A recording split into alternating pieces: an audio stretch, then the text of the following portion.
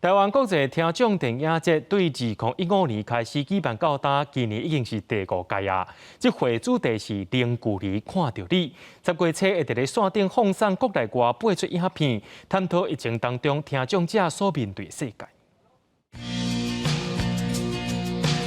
在咧无声的世界内底，透过手机，有缘会当表达对世界的关心。今年台湾国际聋人电影节进入第5届，影片对日本、英国、美国甲台湾加共8出影片，反映听障者在咧疫情期间取得防疫资讯的权益，也鼓舞教育人员甲武装冲突相关的议题。阮希望会当互这听障的朋友呢，会当来参加这个创作。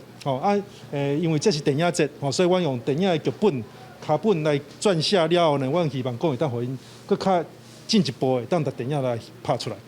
今年已经看到一寡成果。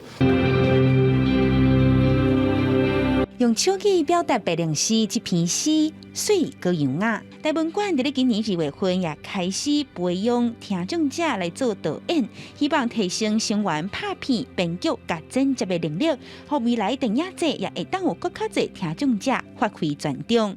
大概11年的时候，课刚开始，国小、国中、高中都可以选修那个台湾手语。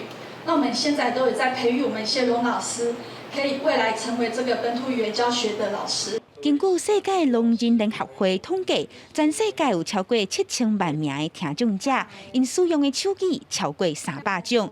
但9月23就是世界手机日，聋人协会甲台文馆拢希望未来手机会当有和平使用的机会，也请更较侪对影视甲文学有兴趣的听障者斗阵加入。记者阿明金田玉水台北报道。